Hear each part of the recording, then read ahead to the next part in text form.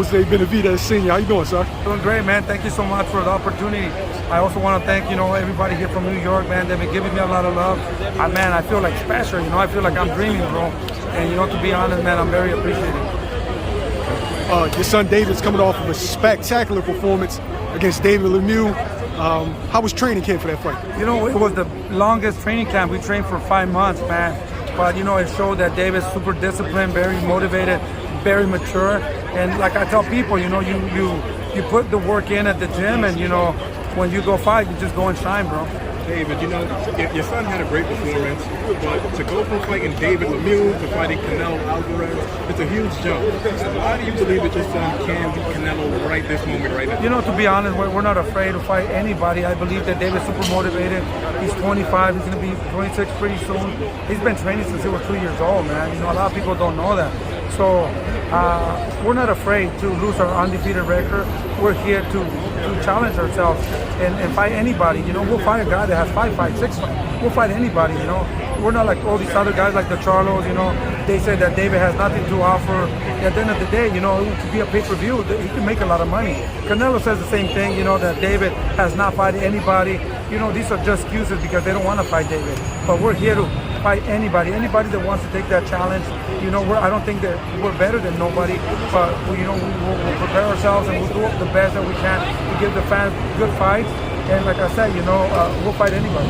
Gotcha. Now, putting Canelo aside, you guys are pretty much on the same team as Caleb Plant and Jamal Charlo, well, the same side of the street, I should say. Now, which one of those two guys do you think will give your son the most proud generation? To be honest with you, I always said Charlo is a very slick fighter. He's a champion for a reason. To me, it's just different. To me, I would think that Charlo will be the hardest fight for us. Even though he's moving up from 160? Even though he's moving up to 160, he's slick. He hits hard. He has a lot of experience. I just think that he would be the hardest fight. Caleb Plant, I don't even worry about Caleb Plant, the mistake that a lot of people have made, they never went to the body. So they make him, he has good legs, he's very athletic. Don't get me wrong, he's still a very dangerous fighter, a really good fighter, but we would definitely, and there's no secret, we will attack that body to try to take those legs away, Do you believe that, because I was talking to Andre Rosero a few days ago, and he said that David Benavidez is the guy at 168. He also said that he doesn't believe that David is going to stay at 168 for long, and that he can also beat Bivol right now. A lot of people say a lot of things, about David, because he missed weight one time. He was super young, making a lot of money. He didn't say it because of that. He was just saying that David is such a big guy. You can see him filling out to 175. Yeah, no, but we're thinking if there's an opportunity to fight 175, we can make that 175. We sparred Bivol, we were there with them, and we know, David it will be good actually. I think it could be better at 175, but when he weighed in last week, he came out at 166.